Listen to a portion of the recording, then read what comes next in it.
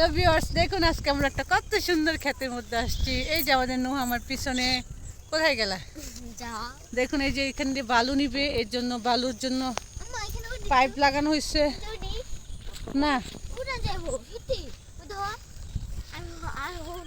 তোমার দেখা যাচ্ছে? দেখো, দেখুন আমরা সামনের দিকে যাইতেছে। যাও, উঠো উঠো উঠো। দেখুন এটা পরিবেশটা কত সুন্দর। আমরা একদম খালপাড়ে চলে আসছি আজকে। আমরা খালপাড়ে দেখুন আমার পিছনে যে লাইন পাইপটি দেখতেছেন, এগুলা দিয়ে এক জায়গা থেকে আরেক জায়গায় বালু নেওয়ার জন্য লাগাইছে।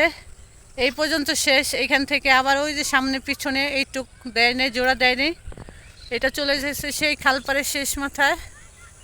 আমরা খালপাড়ের এই সাইডটা দিয়ে বালুগুলো নিয়ে যাবে শেষ মাথায়।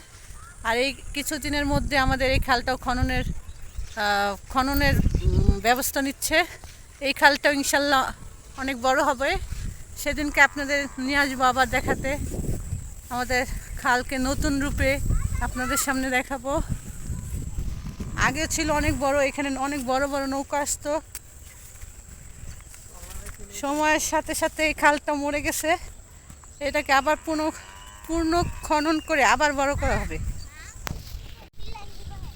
দেখুন আমার পিচ্চু কিভাবে জঙ্গলের ভিতরে দৌড়াচ্ছে। তাই না, তোমার ভয় করে না?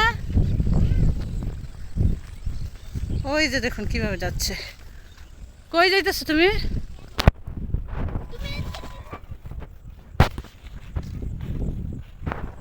কোন দিকটা চিল্লানি দিব?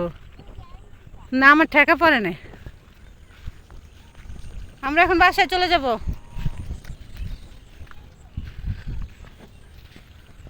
আমরা এখন বাসায় চলে যাব। এদিকে তুফানে অনেক ধান কাটা হয়নি, সেগুলো দেখুন কিভাবে শুয়ে পড়ছে। এই ধানগুলো দেখুন বৃষ্টির পানিতে মেঘে কি বাতাসে সবগুলো শুয়ে পড়ছে। দু একদিনের মধ্যে ধানগুলোও কাটা হয়ে যাবে। আর বৃষ্টির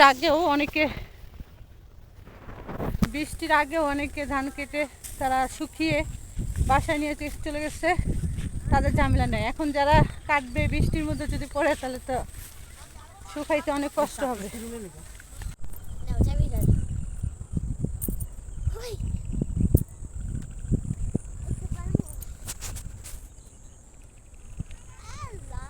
কিসে? ওই যে তোমার ফুপি কই গেছে গা? আসো।